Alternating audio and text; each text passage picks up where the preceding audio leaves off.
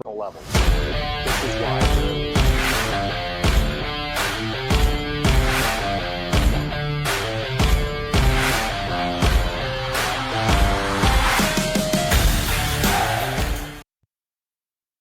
All right, everybody, welcome back to the Baseball Recruiting Deep Dive podcast. Today, we're joined by John Toppa from Cornell. John, thanks for joining us. Give us a little bit of background in your playing career, coaching career, how you got to Cornell. Yeah.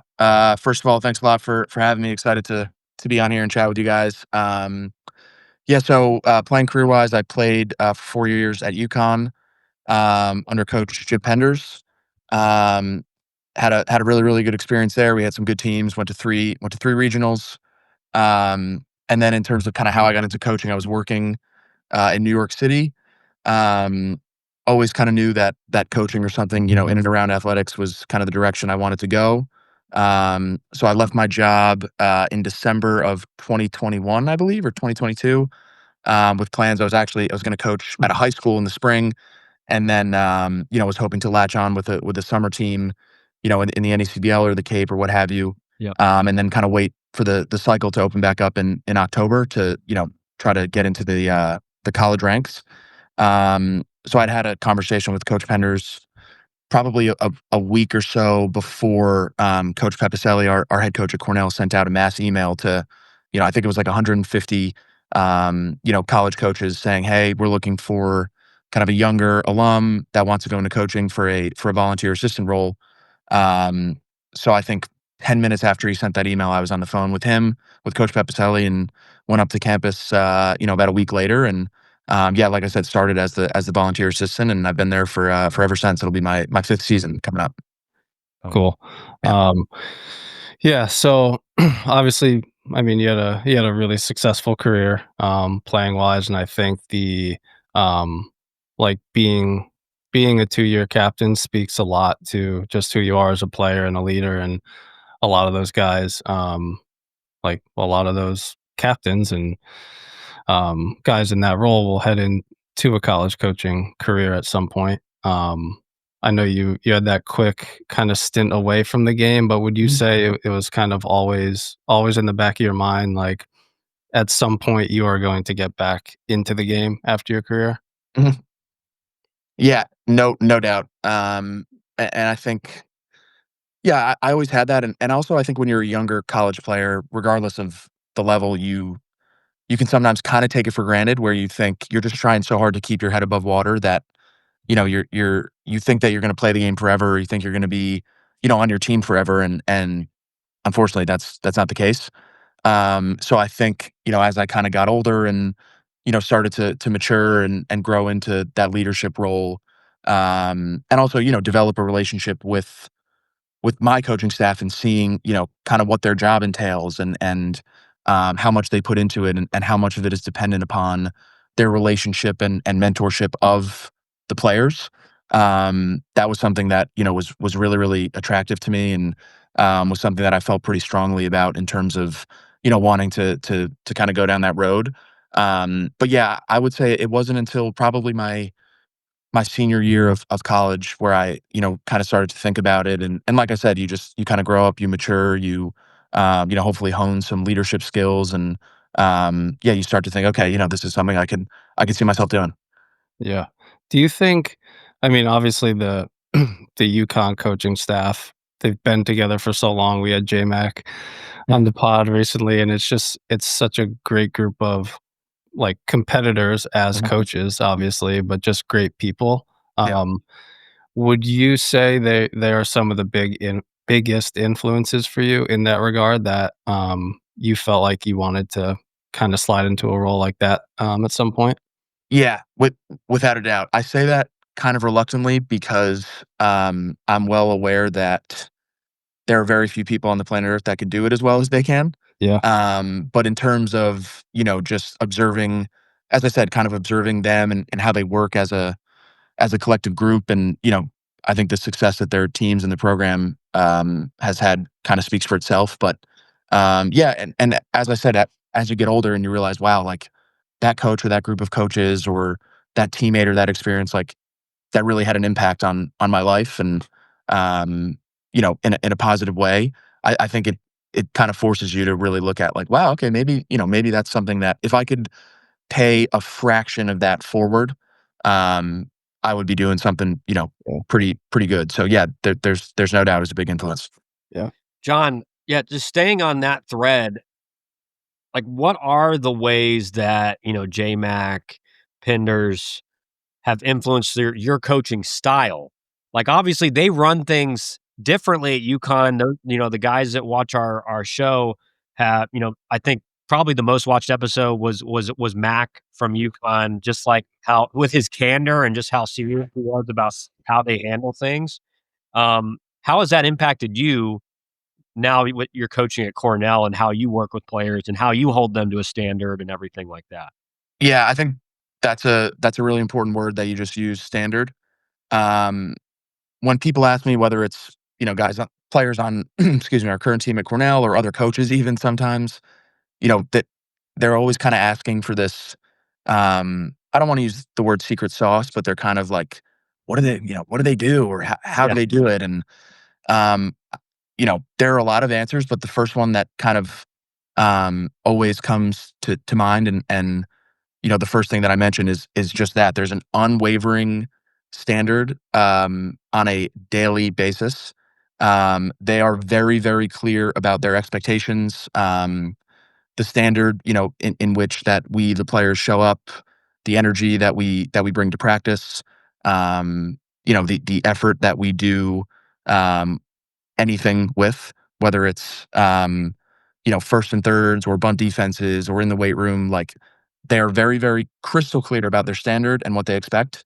And if you don't raise your, effort level to that standard, they just do not accept it, and there's zero compromise. And quite honestly, I think they've probably gotten it to a point now where if you, they almost probably don't even. This is just me assuming, but they probably don't even have to address the guys that aren't operating at that level because it's so obvious that they're not because everybody else is, that it probably just kind of weeds itself And the out. players are probably doing it themselves, right? Exactly, which is the most important part. So that's another big facet is, something I try to preach, which is probably the most difficult part about college athletics is that accountability teammate to teammate, Yeah. right? It's very, very easy to um, you know, go behind somebody's back or kind of whisper to your roommate like, "Hey man, what's he doing?" Or even quite honestly go to a coach and say, yeah, so and so is kind of, maybe not pulling his weight, or we could get a little more out of him. And when those conversations do happen, my first reaction is, he's right there, man. Go tell him. Like Yeah. he's right there. And I think sometimes, kids and I don't mean this in a demeaning way because it's something I went through as well. I think everyone does. They kind of think that by calling somebody out in that way, Yeah. it will make them, not friends Yep. or on bad terms, when it's the polar opposite. It will make you much better friends. It'll bring you a lot closer. And hopefully, maybe if it's not in that exact moment, a little bit down the line, maybe that person that you called out or that person that called you out, you'll be able to look at him and say, man, like that was my boy. Like he Well, really like you're was. actually being a friend to Exactly. tell someone the truth, right? Like when you're just placating them and being like, "No, dude, I don't know why you're not in the lineup, man." It doesn't not to mention you're not working hard and you're staying Yes, out late every night. exactly. No, you should be in the lineup. Like you're actually that's not your friend. Yeah. The guy doesn't So actually that, care about you. yeah, those were two things that those coaches are really, really big on. Yeah. So yeah, it's definitely something that I try to bring with me to Cornell, no doubt. Yeah. Yeah, so I feel like as your like anybody could spot the best hitter on the field, or anybody could spot the guy that flies or the good shortstop. Um, Talk about some of the intangibles, like what you just mentioned, the leader, the guy that's not afraid to have the tough conversation in game, be a good teammate. Like, what are some of the main things you look for from a character standpoint when you're evaluating these kids, so that when they do get there, you have the right group of guys for the most part. Yeah. There are a lot, and they're all, unfortunately really difficult to measure. But as you said, you can sometimes you just know it when you see it. Yeah. Um, a a lot of them are going to sound cliche, but they're the truth. Like, how well does he get on and off the field in between innings? Okay, maybe he just struck out to end an inning or left a guy on base. What is him getting on the field on defense look like right after he just maybe had that tough at bat? Or what does his general body language look like? The first thing, and it's a question I get a lot from recruits, like, what do you look for? What are the first things you look for? And whether it's a position player or a pitcher, the first thing without fail that I look at, and again, very, very difficult to quantify and measure, but it needs to be very, very obvious to me that you thoroughly enjoy playing the game and competing. That doesn't even always mean that you're going to have a career game, but I want to see you, enjoying being out there. I want to see you interacting with your teammates, interacting well with your coaches. As I said, kind of that positive, confident body language. Though that's huge for me. And if I don't see that within, the first 5 to 10 minutes that I'm at the field, I'm probably not going to make an effort to get out and see you again. Just because the game is so difficult, as we all know. If you aren't able to enjoy it and at least enjoy the competitive aspect of it, it's probably not going to work for you at the college level. Another thing that I've really tried to kind of focus on, if I can remember, is I really like to look and observe that player's dugout and his teammates when he does something good. So if somebody hits, if I'm there to watch a guy and he hits a bolt double or maybe he hits a big strikeout to end an inning, I'll kind of watch the play unfold, and then I look over at his teammates and the dugout and his coaches and see, okay, how are they reacting? Because if they're going nuts and they're super fired up and they can't get out of the dugout fast enough to go give him a pat on the back, that means he's probably doing something right, and it means he's probably well liked and hopefully more importantly well respected. If they're just kind of like, oh nice, like kind of they're not really happy for him. That's a little bit of a red flag for me. But I think, anytime your teammates are excited for your success, that means that, you've earned it, really. So, those are all really, really important to me. Yeah. Yeah, and I think that's something that's really important because I like what you're saying is really, I'm not just watching you in the game. Like Mhm. I'm watching you when you're getting warmed up on the sideline. Like, are you actually playing catch seriously? Like, do you take things seriously? And I think so many people think they don't realize. So many kids don't realize that you can get an X by your name before the game even starts. Like, this guy's not taking it seriously, he's lobbing the ball, he's not prepared to play the game, so I think that's big right there is for parents and players to understand, like, Yep. you're always being watched. It's not Mhm. just in the game, so that's awesome. So, Yeah. now to recruiting, what are the things as far as tools that you're looking for, at least like kind of baseline things with how you guys like to run your offense and your pitching staff that you guys are looking for out there on the trail?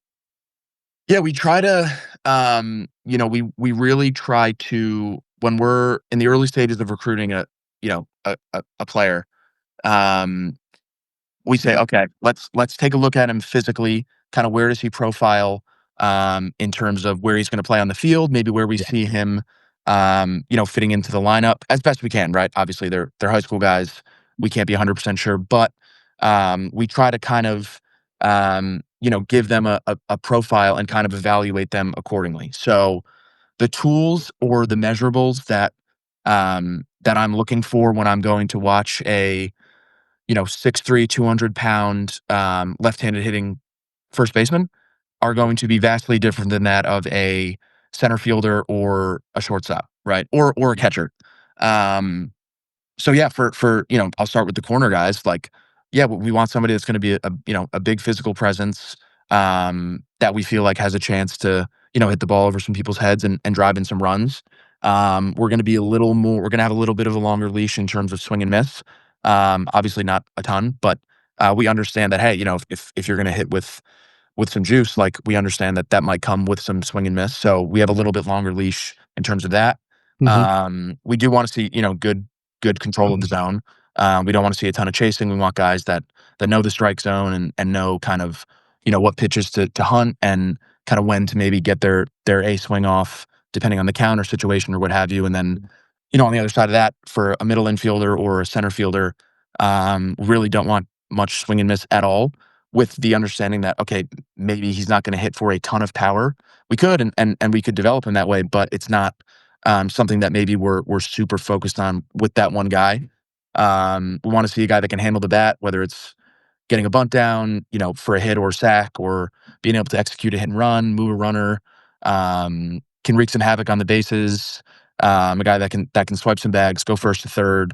Is a good situational base runner. All those things. So, as I said, it really varies from guy to guy and position to position. But we try to evaluate according to where we see them, fitting into to our team.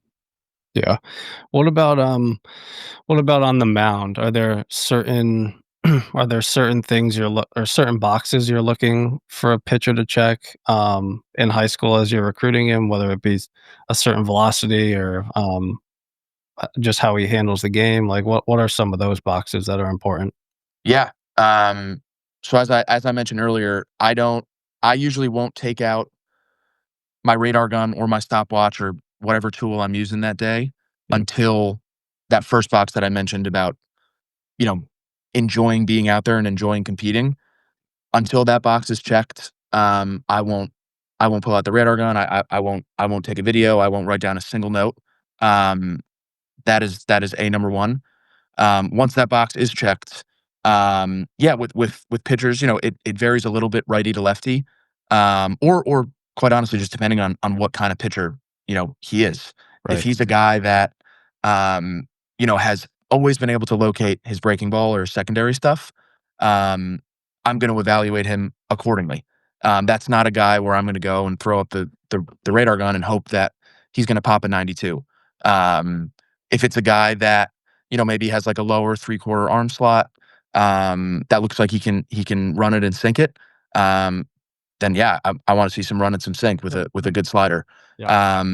And then with left-handers, again, it depends on kind of what kind of pitcher they are. Um, Being able to command the fastball on both sides of the plate is huge. We've gotten to the point now where unless you really are doing something funky with your fastball or you have an elite changeup, it's difficult to just hang out there on the outer half of the plate because guys will hang out over the plate. They'll even step if they need to, and Yep. guys can go to the opposite field with power. So Yeah. you have to do something consistently very, very well. It doesn't have to be perfect, and you don't have to do everything well, but you need to kind of have a defining tool or a defining trait, whether it's right-handed or left-handed. And the biggest thing is, when you're watching a guy in high school or travel ball, is we want to see quick innings. Like I want to be able to, say, okay, he's out there. Let me take a look, and then all of a sudden, okay, the inning's over, right? Like we don't want a guy to be out there for 10, 15 minutes. At least not consistently. We want to see like quick innings, getting ahead, throwing strike one. If he gets to 1-0, how quickly does he get to 1-1? And then if he gets to 0-1, how quickly does he get to 0-2, right? Just kind of stacking strikes, moving the count, in his favor, and working efficiently and competing. Yeah.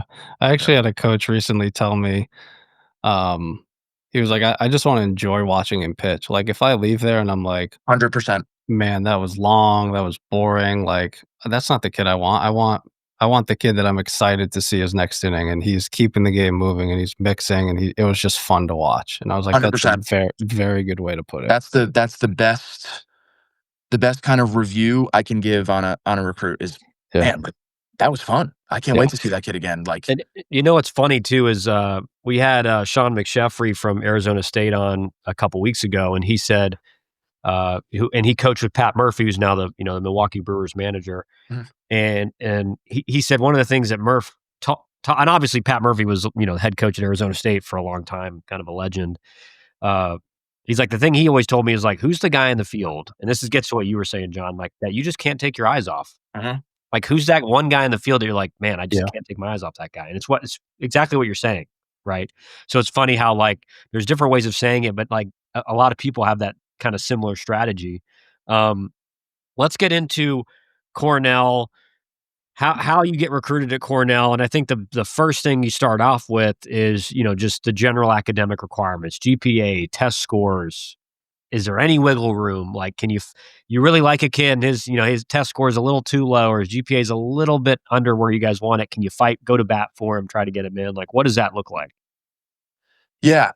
So in terms of the kind of the test scores and the GPA, there's not a kind of exact number on either one where it has to be this and it has to be that.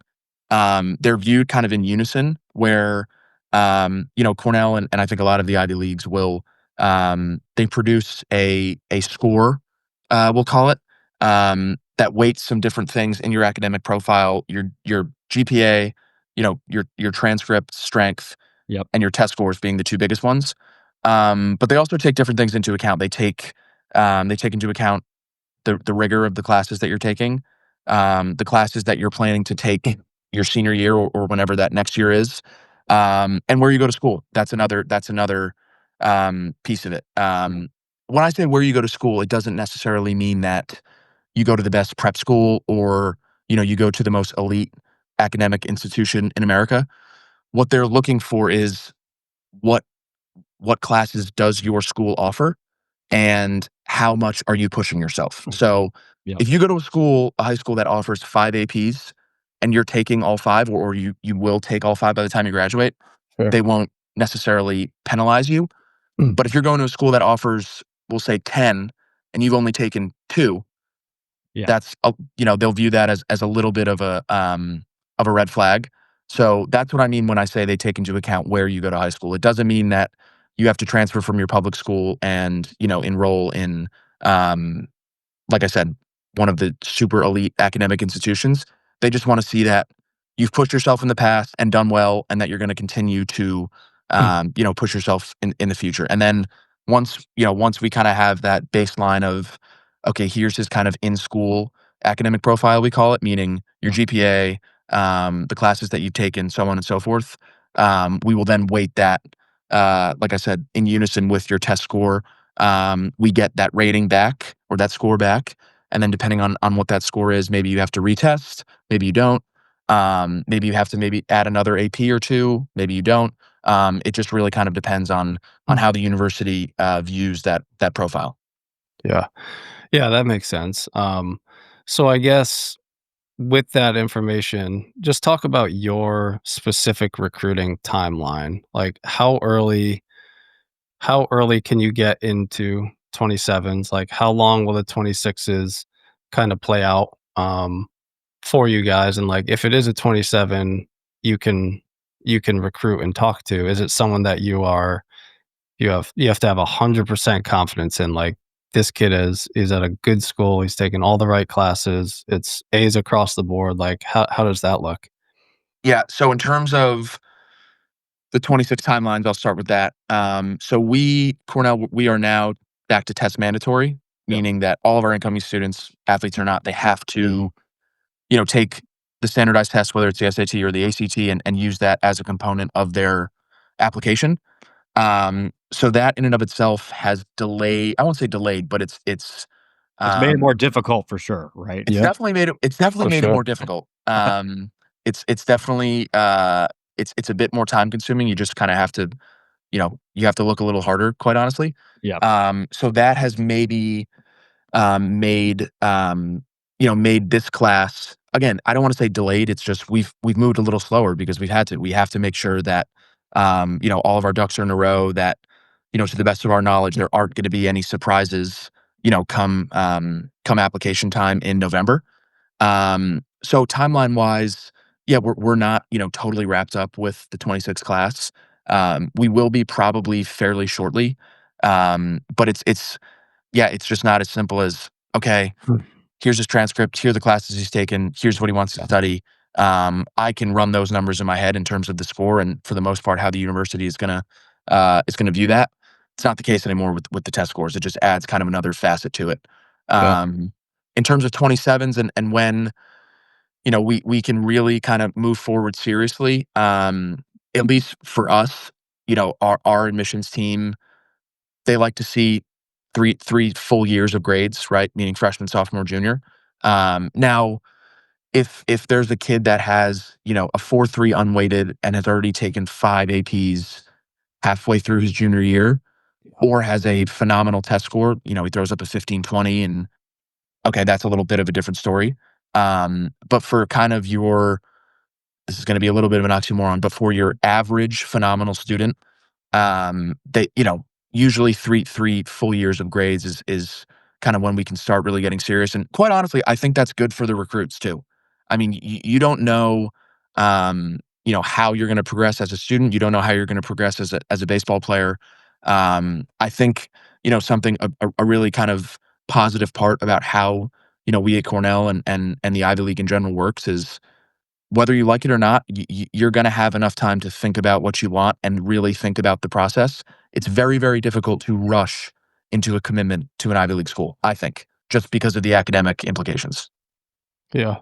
I think that's great. I mean, we as a company, I mean, I think Kyle can agree with this. Like, we just saw a lot of panic around the August 1st date for the 27s this year. And it's like, we're a week into it right now, and there's a long, long way to go. And we've had a bunch of 26s commit this summer, and 27s that will play out into next summer. So I think it's good for people to hear Yeah, that there's no doubt.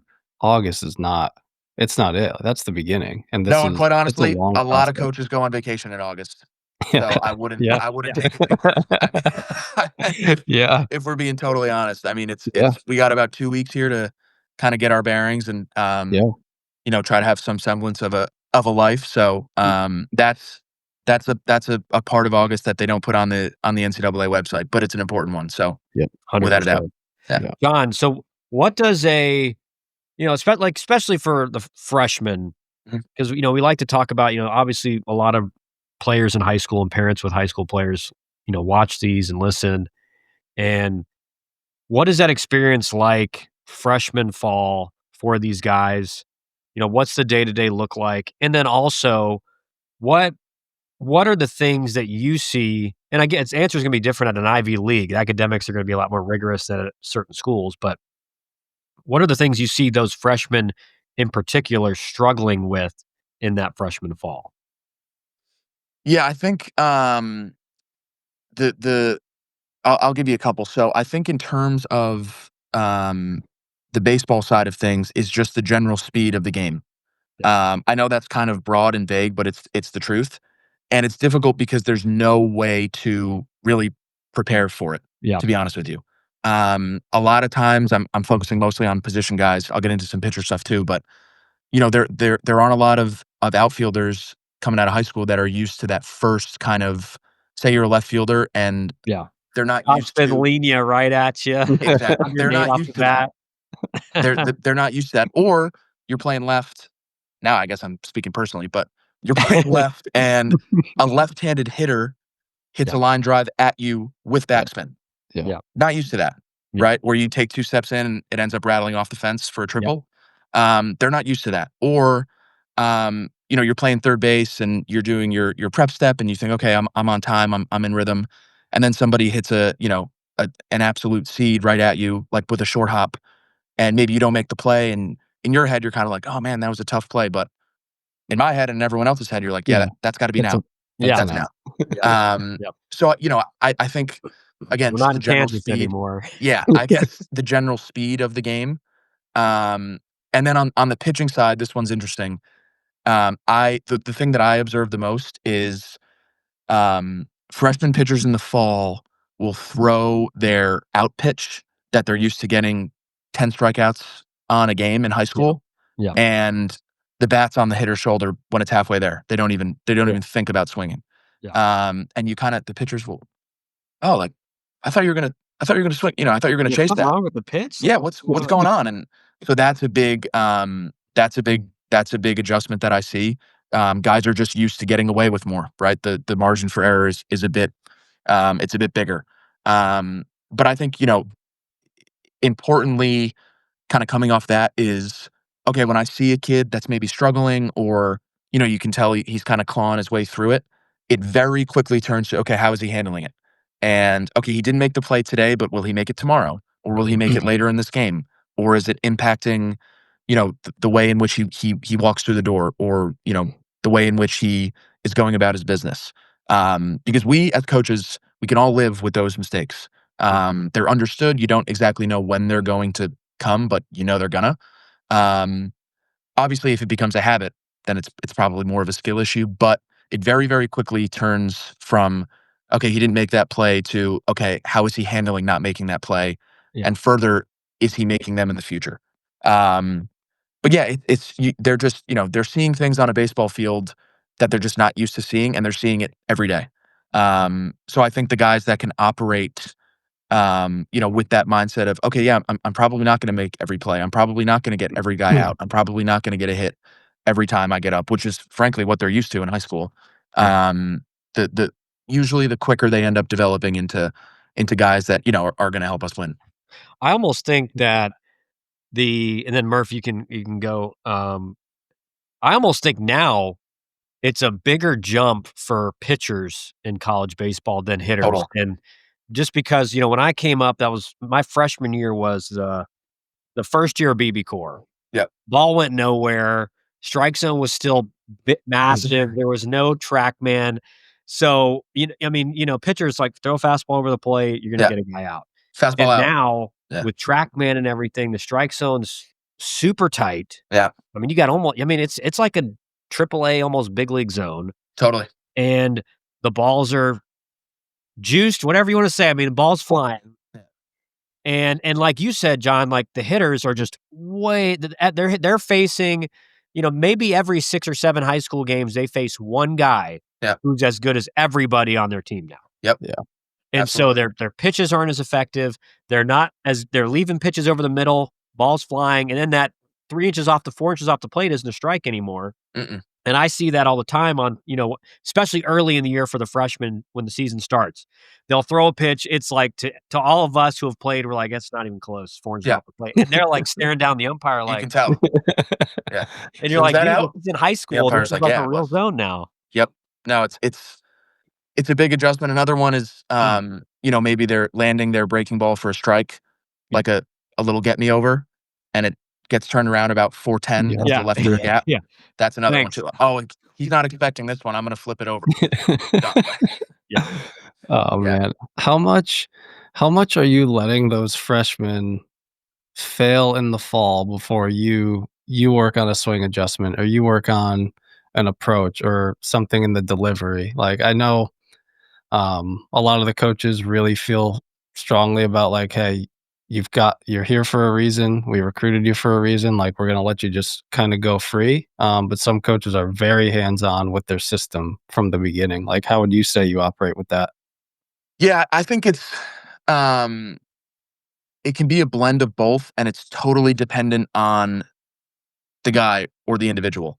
The kind of relationship that you have with a player during the recruiting process can change, or I should say, kind of how you view them as a personality and as a competitor, can change very, very quickly once they get to campus. So I try to observe pretty closely that first week, in terms of, okay, how are they going about their business? What makes them tick? Kind of how do I view this guy in terms of how I'm going to communicate with him? Is it a guy that I'm going to need to kind of get in his kitchen a little bit and stay on him, or is it a guy that looks like he can kind of handle himself, where it's not going to be as much of a rah or a confrontational correction? It's going to be more of a, hey, like, stop by the office after practice. I just want to see where Yeah. you're at, or a quick pull to the side, which I try to avoid in practice, and make an adjustment on the Yeah. fly. Those are all things that we don't know, and that's kind of the beauty of that first fall on campus, is you get to kind of establish that working relationship with the guys and say, okay, he works this way, he works that way, and changing it, of course. But yeah, I would say in terms of letting them fail, you you, you know you kind of just, or you hope when to intervene. You don't always do, but I would say 2 weeks in is probably when you start getting under the hood a little bit. Yeah. Even if it's not necessarily making a tangible change, it's having a really open conversation with them about what they're seeing and what they're thinking. Because as coaches, if I'm not sure, where a certain player is in what they're thinking or how they're approaching a situation or their just kind of general scope of the game now at a new level, it doesn't matter what I say or how correct it might be, it's not going to resonate. So those first 3 weeks to a month is really all about observing how they operate, kind of what kind of working relationship or communication style you're going to have with them, and then starting to get into those corrections of, hey, like, here's the direction I think we should go, or here's kind of what I've observed mechanically. Let's talk about how we're gonna, try to clean it up a little bit. But the failure piece is important. It's important to kind of, give them some line, let them swim a little bit, and just see how they react. Yeah. John, talk specifically, the parents and players just about, because I think this is another thing that just people don't know because they've never been through Yep. college baseball as a freshman. They don't know how important it is. Like, talk about how important that freshman fall is from a performance standpoint, as far as winning a job in the lineup or a role in the bullpen or maybe even in the starting rotation. Like, just talk about how important that is and how, a bad showing can just kind of have you out of mind, not even thought about when it comes to getting in the lineup or anything like that. Yeah, there's no question about it. That first travel list begins to be formulated on day one of the fall, and anyone that Yeah. tells you otherwise is just not being truthful. Um, and first impressions do matter. It matters the condition that you show up to, show up to campus in. It matters how you carry yourself. It matters, just generally kind of how you go about your business and kind of the intensity that you bring to that first practice or that first workout or that first lift. Like, it matters. We as coaches are going to, we're not going to be, hoping somebody shows up in not in the way they should, or hoping that somebody makes a mistake. But we're gonna be watching. We're gonna be observing. Yeah, the freshman fall is super super important. Um, from a performance standpoint, obviously, we want to see guys that are able to come in and look like they can compete for a job, or certainly push maybe the guys that we have to kind of ratchet up their game a little bit. Um, but as I said earlier, like, we more so want to see how they handle that failure and kind of we almost I almost look at the failure as not an if but a when.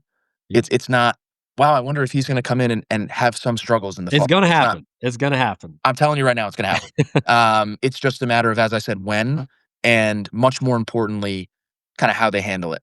But it's important, I think, from a physical standpoint, just in terms of, like, we're watching practice, or we're doing something as a team, and it's like, okay, how, just from a physical standpoint, like, how does he look? Does he look like he belongs? Does Yeah. he, you know what I mean? That's an important thing, which, quite honestly, is you hope you kind of iron that out in the evaluation process. Yeah. But you don't really know it until they're wearing your uniform and they're on your I field. think it's important too, like, performance doesn't mean like, oh, they have the best numbers, because we've all No. seen the guys that hit like 400 in the fall, and Yeah. it's just a bunch of like Fall diving American. whales Yeah, and Fall like American. CNI ground balls. And then there's the guys that hit like 200 in the fall, and it's like line out, like diving catch in the gap. Yep. So it's and again, and John, you would agree with this, that it's the same thing in recruiting. Like, you go watch Totally. a guy, and we deal with this all the time. The parents like, well, he went 3 for 3 in front of him. What else they want Yeah. to see? And it was like a flare, broken bat, like probably an error, but it got ruled a hit on Game Changer. It's like, that's not impressing a coach. But Yeah. 0 for Yeah. 3 with like a line out, like Yeah. deep sack fly to get the run in. You're like, oh, give me that Yeah. guy. I don't think that a lot of, and it's to no fault of their own, but I say this all the time. Every time I go watch a player or recruit, I hope he's the best player I've ever seen.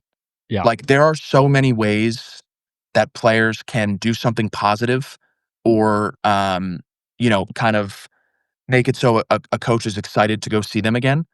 And to your point, not all of them have to do with going 2 for 3 or making a diving, what have you. Would obviously, I love seeing that, and I hope that every time I go watch someone, they go 2 for 3, but I'm gonna see a lot more 0 for 3s than I am 2 for 3s, just it's the nature of the beast. Um, but yeah, it's not only from a, wow, he was 3rd on the team this fall in terms of batting average, like, yeah, it's a nice touch point, but we Yeah. also know that the lights aren't on, there's not a different colored uniform on the other side of the field, there are a You lot could of be a things fall that American. fall American, correct. Um, there are a lot of things that go into that, but I do think, with all of that said, back to kind of the handling failure and trying to get used to not being the best player on the team nor the smartest anymore. Yep. If a freshman is able to put together a solid fall numbers wise, um, that usually means that they're in a good place mentally. They feel like they belong. They feel like they can compete, and they've maybe, hopefully, gotten over some of the learning curve. John, thanks for joining today, man. That was an awesome conversation. Obviously, love to have you back on again, but really appreciate you doing with us. Yeah, absolutely, guys. Really appreciate it. Happy to come back anytime, and yeah, really enjoy.